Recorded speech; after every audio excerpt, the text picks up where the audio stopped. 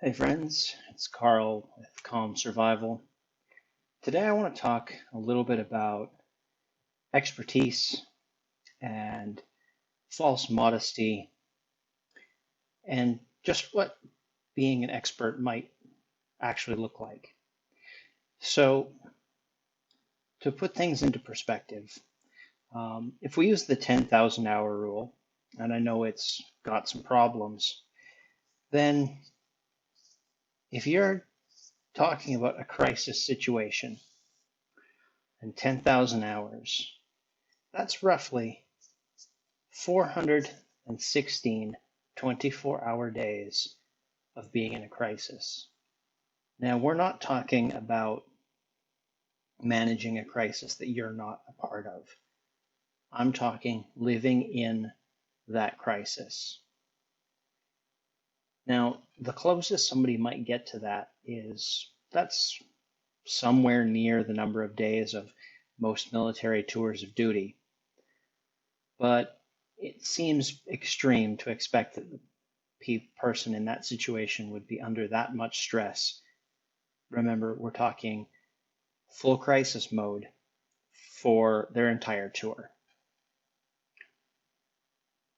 If that's our gauge of expertise, then it seems pretty reasonable that even if you had a crisis every few months, something that was completely shattering, you're going to still hit that 416 mark sometime late in life.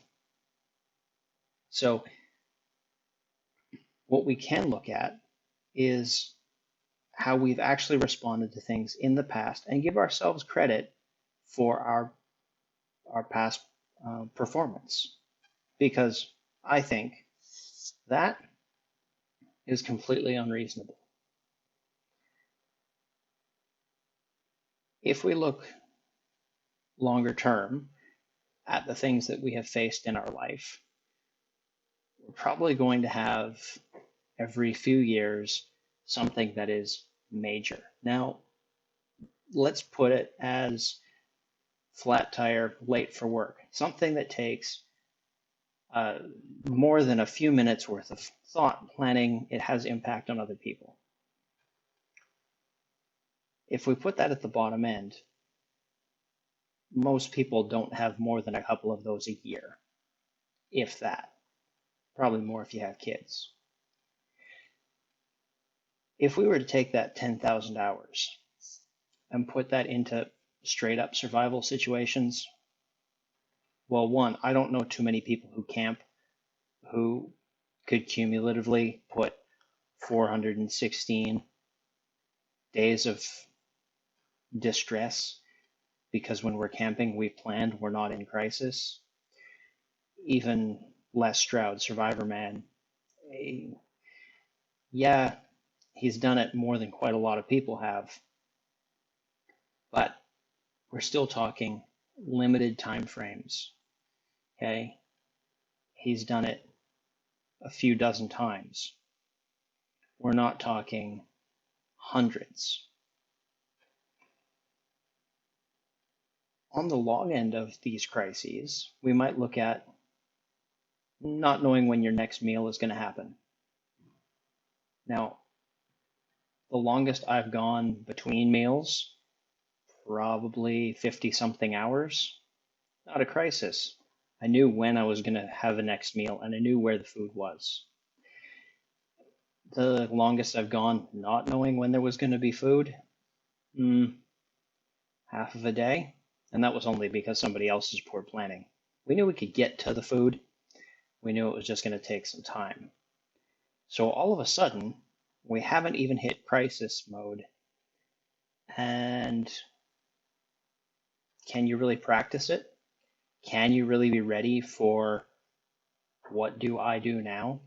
If someone who has done a fair amount of camping, been in a few situations where the S and the F were getting very intimate, maybe we can give ourselves a little bit of credit for taking a look at the situation we're in and feeling like we can't cope. because if mastery is up here, coping is going to be a lot farther down. 10,000 hours to learn to play the violin. 60 seconds, you can pick one up and start making noise.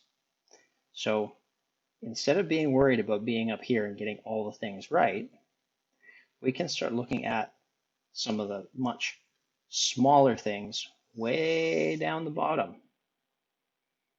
Can we do 3 minutes with our air? Can we do 3 days with our water?